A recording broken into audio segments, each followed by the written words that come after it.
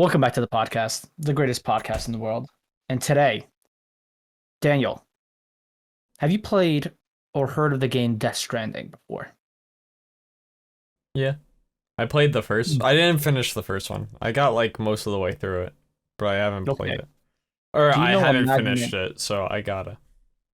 Do you know a madman named Hideo Kojima? Hideo Kojima? Of Hideo course. Kojima, Of the course. A legend himself, mastermind of sorts. a mastermind, some would say. But he is the creator of Death Stranding, his first game that's not Metal Gear Solid. Or when after he left Konami, yeah? I Well, believe after he left Konami, this is his first game. well, he did work on PT. Silent Hill PT. That got canceled before That it got even canceled. released. Before, so Um, I'm not counting it. I'm not counting it just because it got MGS canceled. is really the only thing that he's worked on? Yeah, bro. He was at Konami for like a minute. Wait a minute. I gotta look this up real quick. I'm pretty sure Metal Gear Solid is the only games he's ever made. What games did Hideo Kojima make? Okay, he made a game called PolyS. Pol- Okay, Hollow okay. So the only big thing he's worked on is Metal Gear Metal Gear Solid. Solid. Yeah, Yeah, and that's then like the only canceled, and the first Death Stranding. Yes. yeah, and then the canceled PT game, which was supposed to be big, but they canceled it and pulled the plug on it. But Yeah. yes, people called it Walking Simulator. Death Stranding 1 at least. But then the reviews came out for Death Stranding 2, and Everyone it's likes being it. hailed as one of the best games of the year. In contention already for Game of the Year. I've seen gameplay of it.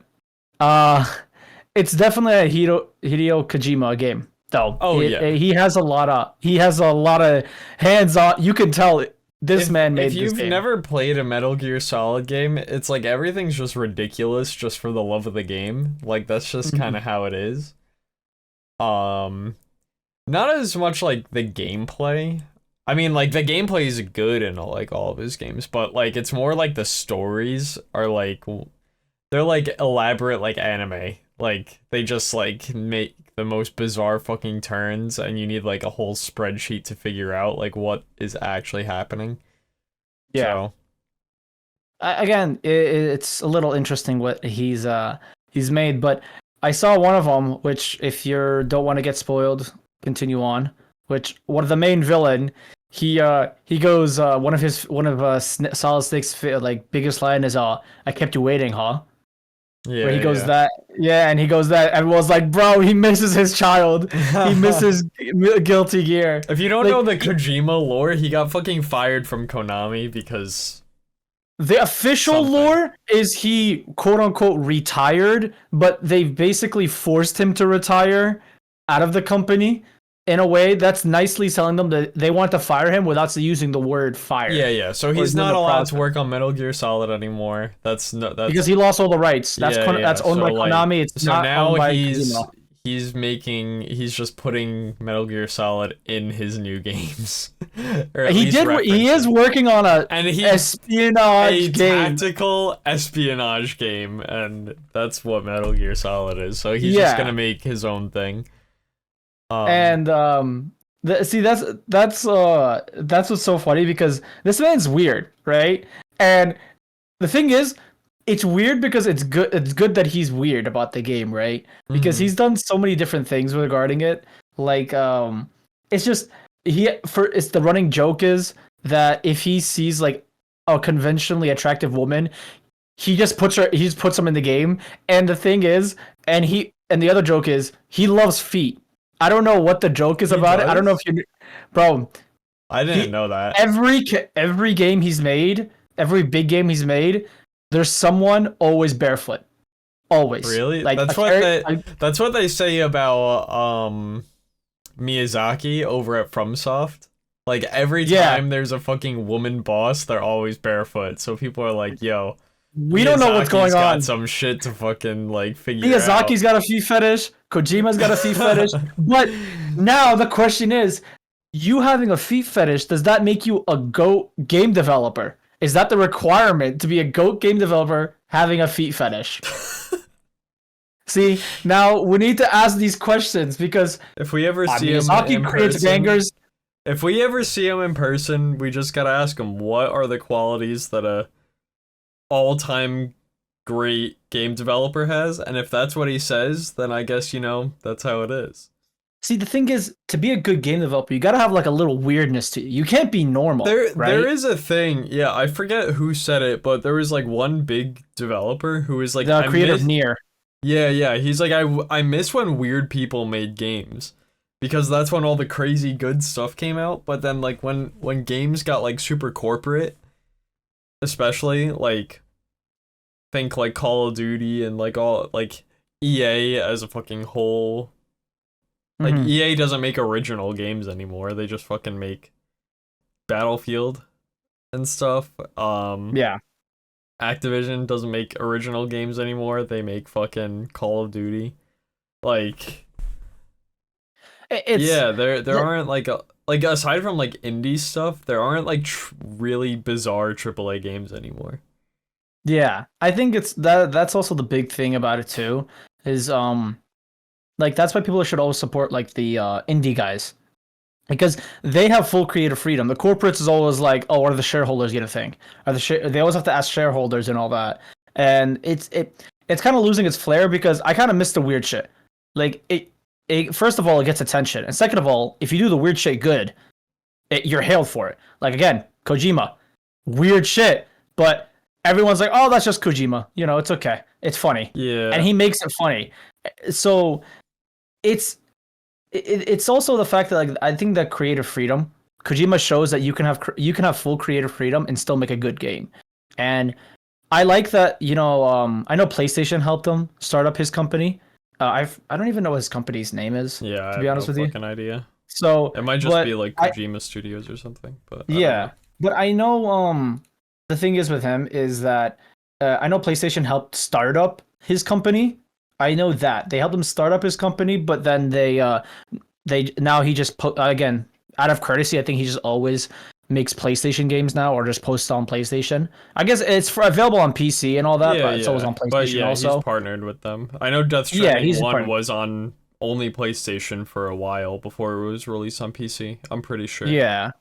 And so again, I think it's also like it's nice to see Kojima like genuinely make games, because he's also came out and said that, oh wait, people are liking it. I don't like that. I don't like people that are liking my game. That's the thing I wanted to talk about. So there were early play tests of Death Stranding 2, and everybody liked it. It was getting like 90% like positive reviews or something. And he's like, I want that to be like 50%.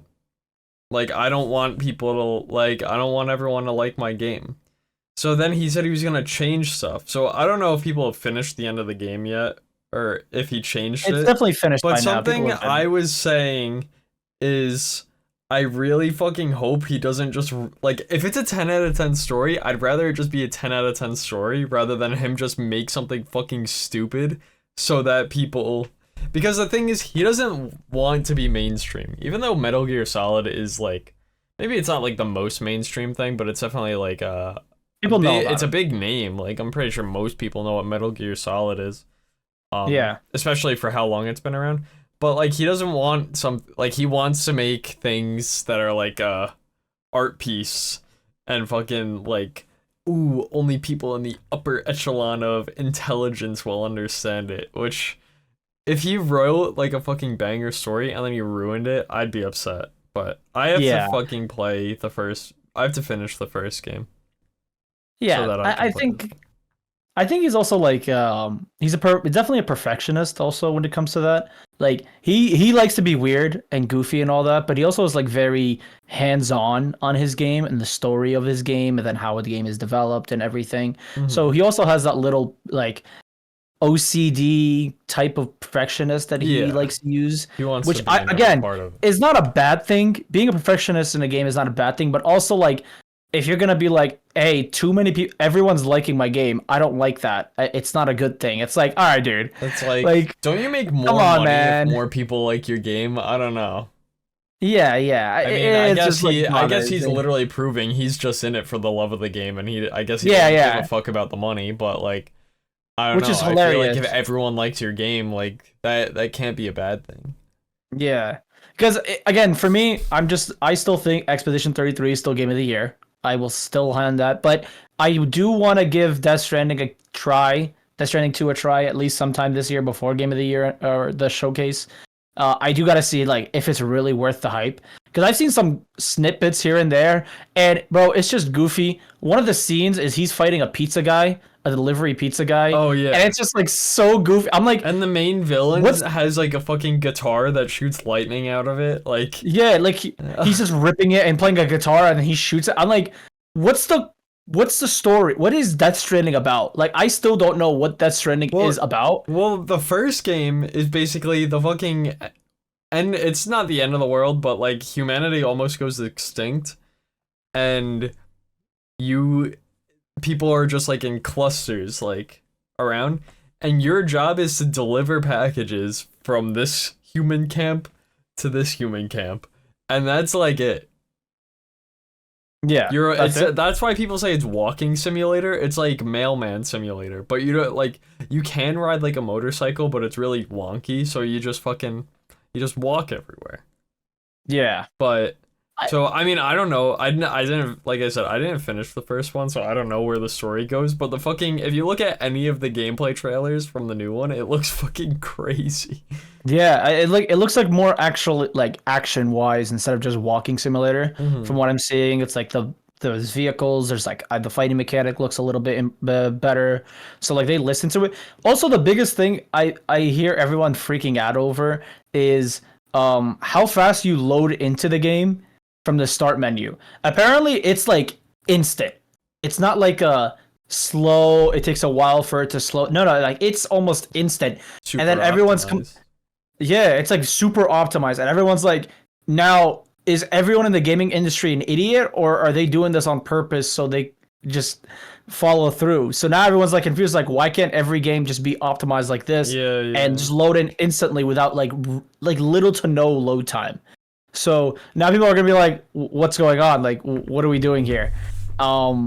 That is like now I heard that's the biggest thing everyone's talking about. It's like just the optimization of the game is very well made, which is always a bit positive. Like again, optimization. I don't know why AAA companies purposely make their games not optimized. Because they want it to look good for consoles, so they optimize for consoles. But then, like, if you play on a PC that doesn't have similar hardware, then like you're fucked.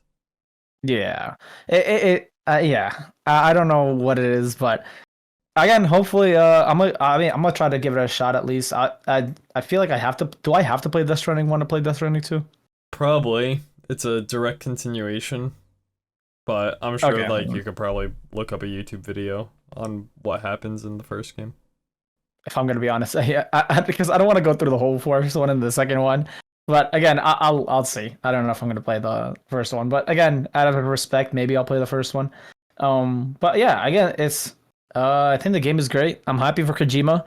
I really do want to know what this espionage fucking game he's gonna make is, because I want to know if he's gonna just straight up make Solid Snake, like one for one, just Solid Snake, or not. Because he made like like the infamous thing where Solid Snake puts on the headband. Yeah. He put that also. One of the guys did it also in Death Stranding 2, and I'm like, bro, like I feel so bad for Kojima. Like I want to know, like when he's making the game, he's like, how many Metal Gear Solid references can we fit into one game? Yeah. So I kind of feel bad for him, but in the same time, I really hope this espionage game. I don't know if it's ever going to be more iconic than Metal Gear Solid, because what he did for Metal Gear Solid is like revolutionary. So we got to see. We'll see how it is. But no, I'm happy for Kojima. I think let's see. I think Game of the Year right now is like a tight race right now, so it's really good. I feel like it's gonna be Expedition. I think it's still gonna be. I think that's just how it's gonna be. It's still gonna be. Yeah, I feel like it's still Expedition 33 is still a wonderful game, which I think is still Game of the Year. But yeah, no, I'm excited. Also, we came back from Toronto, so we gotta talk about our experience from Valorant Toronto. I think it was a good experience. I think the event overall was super chill. Yeah, I thought it was cool, and I don't know anything about Valorant. Yeah, That's not true. I know a decent amount about Valorant, but it was me fun. and Liam were basically like explaining Danny Valorant in Tekken they're terms. trying to tell me fucking how Valorant works. I'm like, I have 1,000 hours in this game. It's okay. Or like 800 No, but I hours. think my biggest thing about it, I was gonna criticize is that there was no elevated seating. So that was my biggest concern going to the event. But it wasn't that bad. I guess no elevated seating wasn't too crazy of a thing. First day it wasn't that bad because we were a little bit back. But I think the grand finals when we got there, we were sitting in like the second row. That was pretty rough. Yeah, then we were literally like this like half the time, like going up and up. I don't mind that it wasn't like the elevated seating. Like, I thought the venue for it was fun because it wasn't like an arena. It was like a convention center that they did it. Yeah, yeah. Like it wasn't like they wanted to have the room to like put all the booths around and stuff. So I think that's why they did it. If it was like if they had it at an arena, it definitely would have been different. But like yeah, I really like unless they want people to sit on fucking bleachers for it, which I don't think would go well at all. Then I think that's the way to do it. Yeah, I think hopefully next time the thing is, I don't know about Toronto because we don't know much about Toronto, but I feel like in the East Coast, like where we are, like Jersey, New York, Boston, Philly, Connecticut, like there's so many different arenas that you could use that I feel like would fit even more people and be more comfortable. And then people don't have to like look up in the front row. And then the thing is, there were people that were standing in front of us. Like there was like a little fan area, and they were actually looking. Yeah, upwards, that would like. I don't know why they were for the love that. of the game right there. Yeah, I don't know. Looked so uncomfortable, and like the security was coming, like, nah, stop sitting on the floor. Like they were literally like. Yeah, and then at that point, it's like, bro, are you just gonna look at the players? At that point, I would just look at the player's screen. I'd be like, all right, what are we looking at? Like, what the fuck? You know what I mean? I think it's just, the event was cool. I think Toronto as a city is very, very, very nice. Again, it's better than New York, but it's kind of hard. I don't know. I like New York. I like New York too, but when it comes to cleanliness, I think Toronto got us beat definitely. Oh, yeah. 100%. It's much cleaner, I would say, than Toronto, than New York City. Mm-hmm. We tried Tim Hortons. Tim Hortons over there is it's pretty good. It's a nice coffee joint. I ain't gonna lie. We never tried the poutines. I didn't realize that. We literally have like almost poutine like by us. If you go to any fucking diner, yeah, you can just get disco fries, which are just fries with cheese and gravy on them, and it's the same shit. Exactly. So we tried that. We had shawarma though. We had a shawarma. Shawarma was okay. Here is better. We got better shawarma here. I definitely gotta say. The fucking Asian food there was fire though. Oh yeah. Every time we went for Japanese food, that shit was good. The ramen spot was like really good. Ramen was good. The sushi was good. The barbecue was good. The Japanese barbecue. It was not Korean. From Kate told us Japanese barbecues like better tasting quality of meat compared to Korean barbecue, which is like again, it was good. I think I really enjoyed it. Now we got to see how good Vegas is. We got to see how good the food of Vegas is when we head to Evo, because me and you are competing in it also. Oh yeah. Unknowingly, we're competing in Evo. Oh, I'm going for smoke. Yeah. Oh, we got the 3-day pass. I'm coming for Arslan Ash. We got the 3-day pass, so and then in the 3-day pass you can be a competitor. So we're like, I wasn't gonna compete, but then I was like, fuck it, let me compete. What how many times do I get a chance to compete in Evo? So we're competing in that, and then we also have the pre-Evo level up event that we're combining with. It's not the level up. Level up was like a month. It's just pre-Evo. It's a pre-Evo event, but we're partnering with Combo Breaker. Not Combo Breaker. Bragging rights. Bragging rights. I'm thinking of Combo Breaker. You're just naming all the big tournaments. I am. I really am. I'm sorry. It's late. I'm tired. But no, yeah. We're partnering up, and then we already got, I think, a lot of the top pros of Tekken. They already agreed to come in. I don't know if that's a leak or not, but a lot of them are coming. This is why you're the leaker. This is why everyone. Yeah, I'm the leaker. Well, I don't know. Who knows? Hey, if there's gonna be a pre-Evo event, it happened last year. We did it last year. Big pros came in, like Nee, Arslan Ash came in, and all of them. So but this time we're gonna be there, and we're gonna be recording all the content over there. So hopefully see a lot of people there. I can't wait. I'm actually super excited for Evo. It's gonna be a fun still event. got like a month, so don't get too excited. It's Is it a like month? pretty much exactly a month. Yeah, basically a month and a few days.